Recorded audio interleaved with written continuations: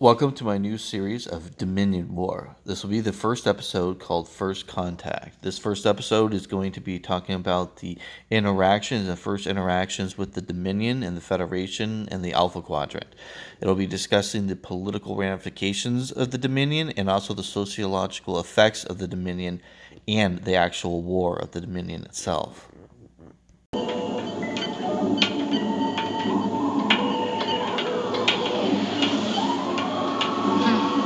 Can't believe I'm on the other side of the galaxy. You'll get used to it. Move away from her.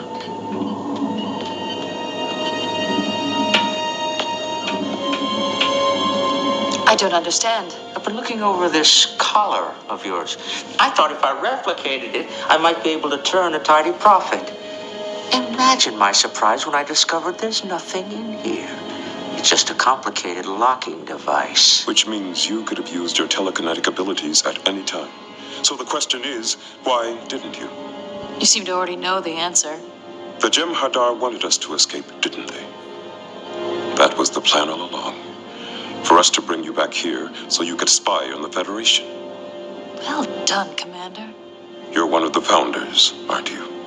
You think the founders would waste their time with you? Constable! Madam, if you'll come with us. You have no idea what's begun here. Chief, I'm picking up a transporter signature, but I can't trace it. She didn't rematerialize anywhere in the station, and there are no ships nearby. Then where is she? She'll be back. The question is who she'll bring with her. If the Dominion comes through the wormhole, the first battle will be fought here. And I intend to be ready for them. So after Captain Sisko and Quark run into her, they find out that she's being chased by the Jem'Hadar, and then they're in a fake scenario where they're being arrested. They end up getting away, and she talks about how the Dominion wanted her for her telepathic abilities. So the Dominion were using what we refer to as a honeypot situation, or the damsel in distress, using this young Vorta female who's very attractive as a tool or a mechanism to seduce Captain Sisko. The idea was that she was going to go to the station, was going to be so grateful by Captain Sisko and start a relationship, and that he would be wooed by this pretty face. Now, this plan obviously backfired, and as soon as it backfired, or they realized that this would eventually be found out, they had a contingency to rescue her. Now, the really interesting thing about this contingency is even though she was on the space station and she was beamed off, she was so far away they couldn't even sense, or even the sensors didn't even pick up any ships in the area that were there that she could have got off on. So that means that the technology of the Dominion is so advanced that they were able to pull her away with the transport technology, but was so far away that it was out of the space station sensor range. So this was extremely alarming to Captain Sisko, because this showed a level of technology that the Federation doesn't have. So the Dominion came through the wormhole and showed that they had massacred a Bajorian colony as well as several different starships from different races that were in their space. Now the Federation wasn't willing to take this and wanted to show a projection of power to show that they were not going to tolerate this kind of behavior. So they sent the USS Odyssey, a Federation battleship, to go rescue Captain Sisko. Now we all know how this battle went out and how it did not go well.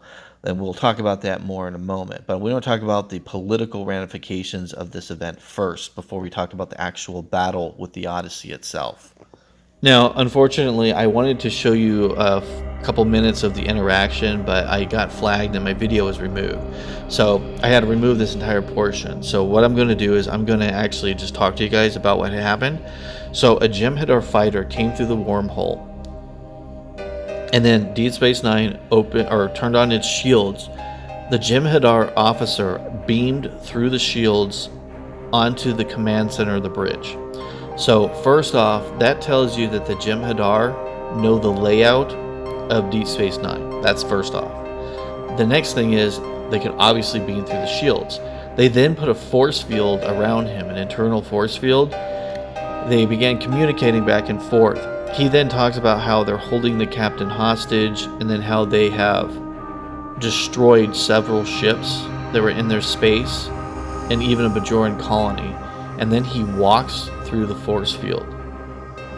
And then he begins to threaten them and talk about making demands. So this shows them that he is not intimidated, that they are beyond their technology, and this is all intimidation tactics. Now, the other interesting thing is he makes a mockery of the Bajor's people. It's very important that he's holding a keypad that's a Bajoran keypad, and then gives it to her, and it's got a list of ships that they have destroyed and the Bajoran colony that they massacred. So they destroyed civilians for no reason. Now, these are war crimes considered by the Federation, the Roms and Klingons, and the other major powers. So this is another intimidation tactic, that they're showing that they will do what they want, and that they don't care what the repercussions are of the other galactic powers, that they're beyond the other galactic powers. Here's a list of vessels we've destroyed for violating our territory. Now, they also attempt to keep him from beaming away, and then when he beams onto his ship, they try to use tractor beams, and that doesn't work. So we learn very quickly that their technology is beyond the Federation. Tractor beams don't work, your force fields don't work, our shield emitters don't work, their transporters can transport through our shields. It's just a list of things that they can do the Federation can't, that is part of that intimidation tactic. Now, there's a lot of political ramifications with these scenes, especially this one. Number one, they were taking a captain of an unknown empire and holding them captive. The other thing that we need to pay attention to is the Dominion's response and their feeling towards the Federation and its other ships. So they've already destroyed multiple ships, and they already are aware that the Federation and the Alpha Quadrant race powers shield technology, that their polaron beam weapons bypass their shielding and they can destroy them at any moment. That's why in the future here, when they go after the Odyssey, they send only 3 destroyers. This is a projection of power. They're showing you that they could send only 3 destroyers and they could wipe out your battleship. And that's it. There's nothing you can do about it. This is a threat by the Dominion, and they're showing a projection of power. And they do it with the ruthless attack of an innocent Bajoran colony, showing that there was no mercy. But at the same time, they're also showing mercy by not demanding a war directly out, by showing them that, hey, you entered our space, you're the ones in the wrong, this is the penalty for entering our space. And you notice how when he talks about that, they're sitting in the shield, he didn't immediately go out of the shield until he makes his threat. Then he walks through the shield, and then he begins to threaten them, showing them that they are beyond their technology and that they don't even take them very serious. And then he makes jokes about the Bajorians fighting well for spiritual people. Not only was he showing a projection of power, but then he was demeaning his enemy by showing them that he doesn't really take them serious. And to be honest, he doesn't have any reason to, because in his eyes, they're helpless. So now we obviously need to take the side of the Dominion for a moment and look at what they're thinking and what their viewpoint is this. They have an unknown alien race empires that have gone from a different side of the galaxy, entered in their space, began seizing their own territory, thinking that they were justified to do so. Now, on the other hand, we do know that they are probably pretty aware that these other races, after engaging with them, didn't know what they were doing, and it didn't matter. They destroyed the ships outright anyways, and then they massacred the people that were the Bajoran colony. They were completely in the wrong, but at the same time, you're sending colonies onto someone else's territory and not expecting a violent response. That doesn't make a whole lot of sense. There is a part of me that makes you kind of wonder, was the Federation actually doing this on purpose? Because we know that sending foreigners into other territories and having them colonize or go into another country and bypassing their borders is a cultural warfare. So the Federation might have been actually trying to push some form of cultural warfare against the Dominion itself.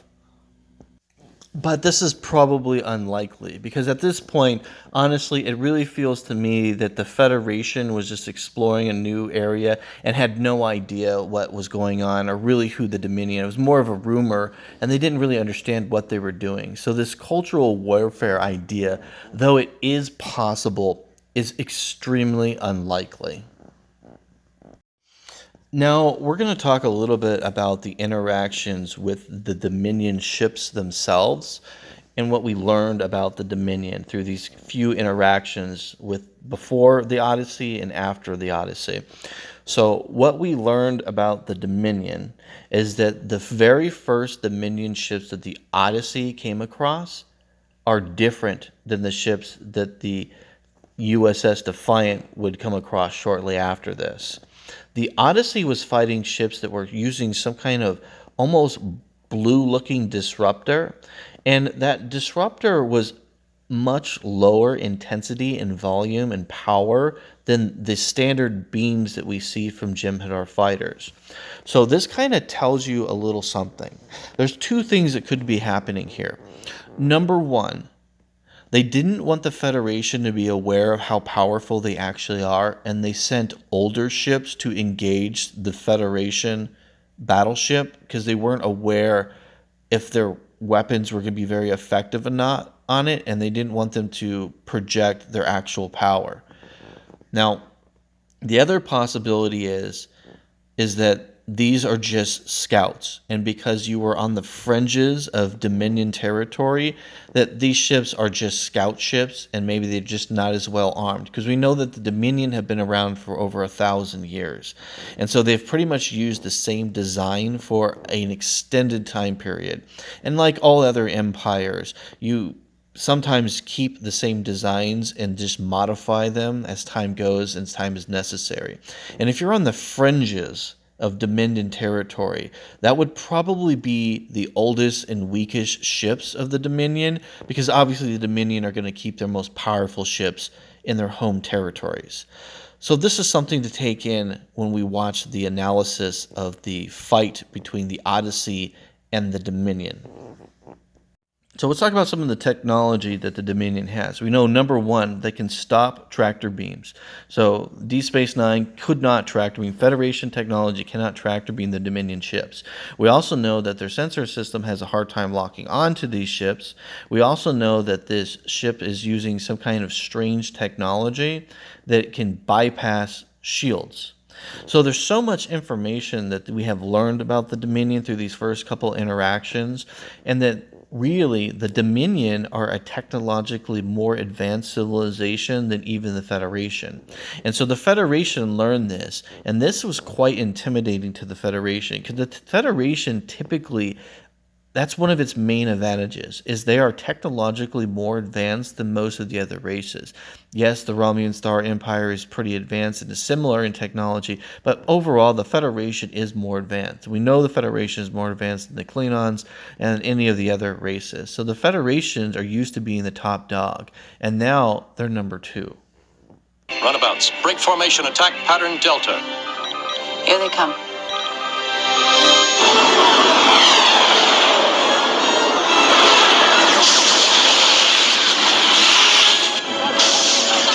Some kind of phase polaron beam to penetrate our shields. Have you tried altering your harmonics to compensate? We run through the entire spectrum, but none of the frequencies were effective. One of the Jem'Hadar ships is making a direct run at the Odyssey. Move to intercept.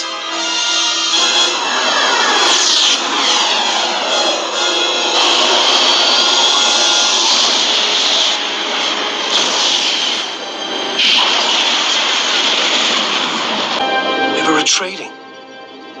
There's no need for a suicide run. They're showing us how far they're willing to go. So this interaction sent its point directly to the heart of the Federation. The Jem'Hadar will not back down. They will guarantee a victory, no matter what. if you cross their space, you will die. That was the message sent. That was the war cry. The Federation realized that they are messing with fanatics. That is what the Jem'Hadar wanted them to know. That's why they used their ship to ram another ship that was crippled and damaged for no reason. They wanted to show them that they have the guts and the will to fight, and that any interaction will be deadly. Battleships were insufficient. This was a terrifying reality check for the Federation, who have always been top dog, and now realizing that this could be another massacre like the Borg. This is a race we don't understand, we don't know, and that if this escalates, we won't be able to defend ourselves. We are going to struggle against an empire like this. This is absolutely the worst scenario for the Federation. And they were right to know that Deep Space Nine is going to be the first target to be taken out, and that obviously Bajor is at risk because Bajor is going to be the operation. So if we're going to be starting a supply run, that's the closest planet, that's going to be taken over. So there was so much to be lost with this experience, and the Federation was terrified of the Dominion. To give you an understanding of how terrified the Federation really was about this scenario, they immediately reached out to the Romulan Star Empire, an empire that they don't particularly have good relations with. And the Romulan Star Empire must have been watching these fights. They must have seen this because they took the Dominion very serious. We're talking about a collusion between two empires that are hostile to one another, instantaneously started working together because they knew this projection of this new power was so overwhelming and so dangerous that they were willing to step aside and work together. The Romulan Star Empire gave them cloaking technology for the USS Defiant. This shows you how terrified the Romulans are. The Romulans do not like to get involved in other matters that they're not in control of. They like to work from the shadows, but here they are working with the Federation, and the Federation is allowing a Romulan commander, a general actually, to work and study Federation technology to integrate this weapon, which is the cloaking device, into a Federation classified black project warship, the USS Defiant. A prototype but state-of-the-art Federation technology. So Federation was willing to give over the fact of what their technology is and what it was in order to appease the Romulan Star Empire for assistance. And the Romulan Empire was just as scared as the Dominion that they're willing to give over their technology, their cloaking technology. This shows you a level of concern that was far greater than even the Borg. So the next part is speculation, but I find it highly probable based on what we find out later on, is that the Romulans were actually in the system for years watching the Dominion and watching what was going on. And they probably had extensive records or sensor data about the incidents. Now, the fact that destroyers were able to bypass the shields and destroy a Federation battleship, I'm sure was very concerning, seeing as a Galaxy-class starship is equivalent to almost a Romulan warbird. So from a perspective or a defensive perspective, this is alarming, especially for the Romulan Star Empire, that the Federation themselves are helpless against this enemy and their technology is very similar. So I believe that they used this information with the Federation when the Federation reached out to them, and the reason the Federation was so willing to work with the Romulans and give up so much information is because I speculate that the Romulans had more information about the Dominion than the Federation did, and they were absolutely desperate to get that information, so much so that they were willing to compromise Federation secrets to get it. The fact that you have two opposing superpowers coming together instantaneously over a couple interactions tells you how alarming and how dangerous the Dominion actually is. Because if you really think about it, they've really had very little interaction with the Dominion. A few ships were destroyed. One Federation Galaxy-class ship was destroyed. And there was a hostage situation. and then the Romulan Star Empire and the Federation are gaining forces with one another to investigate the Dominion, it shows you a level of collaboration that you don't typically see with the great empires. This is a really strange situation for the Alpha Quadrant, but the fact of the matter is the Dominion are unknown and they are technologically superior than the Federation, and this is so alarming to the Federation and the Romulan Star Empire that they put their differences aside out of mutual benefit. So it's also important to look at this through the Dominion's perspective. So the Dominion have unknown alien races from the other side of the galaxy entering their space, taking their planets, flying around in their space without permission and unsupervised. This is a outright disrespect, because remember, the founders are gods to the Dominion. The Dominion feel like that the Federation and these outsiders are violating the space that belongs to their gods. And this is an absolute outrage. It's like trespassing on holy land. So for the Dominion, the Vorta, and the Jem'Hadar, this isn't just a breach or a misunderstanding. This is a disrespect to their god themselves. So the gods themselves were disrespected by these outsiders, and this deserves punishment by death. So through the eyes of the Dominion, this is a holy and righteous battle that they're willing to fight, and they're going to fight. That's why they were willing to kill themselves to destroy that Federation ship.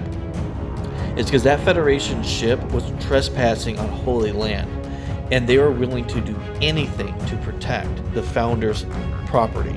Because even though these worlds may not be valuable, they don't really have any resources, it's not really anything of any real consequence, to the Jem'Hadar, they belong to their gods, and even touching them without permission is punishable by death, and you will be executed. So it should be very obvious that we have completely different cultures colliding with one another. So this is more than just two empires. These are completely different cultures. So the Jem'Hadar are fanatics. Federation, I would say, are pacifists. And then the Romulan Star Empire is a republic, but they're pretty aggressive republic. They like to attack you from the back. They like to stab you in the back. Romulans are very deceitful. The Jem'Hadar are in your face, directly telling you what they do, completely different than the Romulan Star Empire. This is going to lead into an obvious conflict, but one of the things I do want to point out about this is everyone on the station was terrified, and everyone was running from Deep Space Nine. It was like empty for quite a while. But then the Jem'Hadar never did anything else. They didn't invade, they didn't attack. They said, don't come in our territory, and that was it. If you come into territory, you die. So they honored exactly what they said. No deception. They did what they said. Now, people did start coming back to Deep Space Nine after a while. So to me, it feels like several months went by after this incident, and then people started coming back to the station. But originally, they were panicked. So, I mean, obviously people were panicked, but they did start coming back. I mean, the Dominion honored exactly what they said, like I had said. So nobody was going in their space. They're not doing anything. The thing that freaked people out so much, why everyone was panicked for so long, is the Jem'Hadar were committing war crimes. They literally committing war crimes. And they didn't even hesitate to admit that they did it. And that was one of the things that really shocked people, really shocked the Federation and even the Romulans. Now, for the Dominion, they were killing people that were crossing Holy Land. And so it's a totally different perspective on their end. Now, I do have to admit, I mean, it does seem like a long time went by before they even had any more interactions. The next part we'll talk about is what they find out when they get a hold of a Jem'Hadar child. And there's a lot of really interesting information there that talks about the Federation's reaction to this after finding out what the Jem'Hadar actually are. But that is for another story. Thank you for watching Trek Wars. If you like this material, please subscribe and make a comment. And with that being said, victory is life.